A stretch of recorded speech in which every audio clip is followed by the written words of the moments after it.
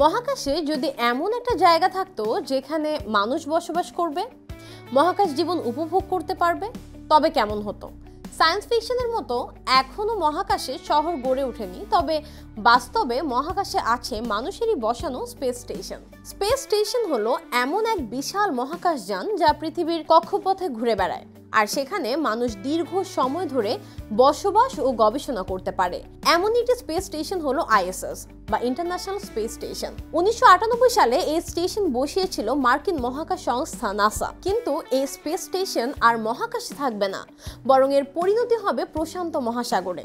2018 সালে ট্রাম্প প্রশাসন প্রথম প্রস্তাব দেয় যে 2025 সালের পর থেকে আইএসএস এর জন্য সরাসরি সরকারি অর্থায়ন বন্ধ করা হবে এবং তার জায়গায় বাণিজ্যিক বা বেসরকারি উদ্যোগকে উৎসাহিত করা হবে। আর সম্প্রতি নাসা বলেছে 2030 সালে আন্তর্জাতিক মহাকাশ স্টেশন বা আইএসএস-কে কক্ষপথ থেকে নামিয়ে সোজা প্রশান্ত মহাসাগরে ফেলে দেওয়া হবে। এই বিশাল স্টেশনটি শুধু বিজ্ঞান গবেষণার কেন্দ্রই ছিল না, অনেকটা মানবজাতির মহাকাশ ঘরও বলা যায় একে। 25 বছর ধরে বিভিন্ন দেশের মহাকাশচারীরা এখানে থেকেছেন, পরীক্ষা নিরীক্ষা চালিয়েছেন। মহাকাশে প্রথম লেটুস চাষ থেকে শুরু করে মানব শরীরে অভিকর্ষহীনতার প্রভাব পর্যন্ত বহু অভিজ্ঞতায় এসেছে এই স্পেস স্টেশনের মধ্য দিয়ে। দ্বিতীয় বিশ্বযুদ্ধের পর স্নায়ুযুদ্ধের সময়টায় যেখানে বিশ্বের শক্তিশালী অস্ত্র বানানোর ইঁদুর দৌড় চলছিল, সেই সময়টায়ও যুক্তরাষ্ট্র, রাশিয়া, ইউরোপ, জাপান, কানাডা এর মতো দেশগুলো স্পেস স্টেশনে একসাথে কাজ করেছে। সমাজবিজ্ঞানী পাওলা কাস্তানো বলেন, আইএসএস এর সবচেয়ে বড় অর্জন শুধু বিজ্ঞান নয়, বরং এটা শিখিয়েছে কিভাবে সহযোগিতাপূর্ণ মনোভাব নিয়ে একসঙ্গে কাজ করা যায়। এই প্রজেক্টে খরচ হয়েছে প্রায় $150 বিলিয়ন।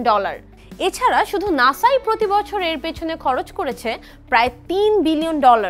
অনেকে ভেবেছিল এই বিশাল টাকায় হয়তো এমন কোনো আবিষ্কার হবে যা মানব ইতিহাসকে পাল্টে দেবে, কিন্তু বাস্তবতা হলো ইন্টারন্যাশনাল স্পেস স্টেশন বা আইএসএস আসলে ছিল আমাদের জন্য শেখার এক জায়গা।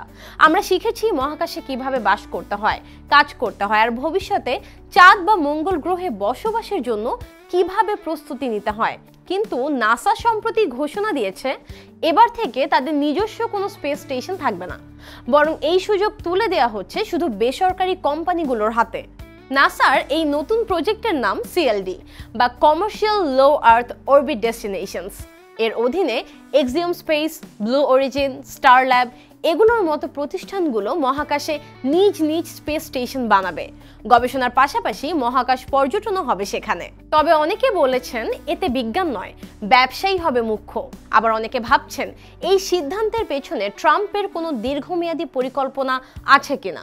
এতদিন পর্যন্ত আইএসএস মহাকাশ স্টেশনের গবেষণার তথ্য ছিল সবার জন্য উন্মুক্ত, কিন্তু বেসরকারি কোম্পানিগুলো চাইলে সেসব তথ্য নিজেদের কাছেই রাখতে পারে, এমনকি বিক্রিও করতে পারে।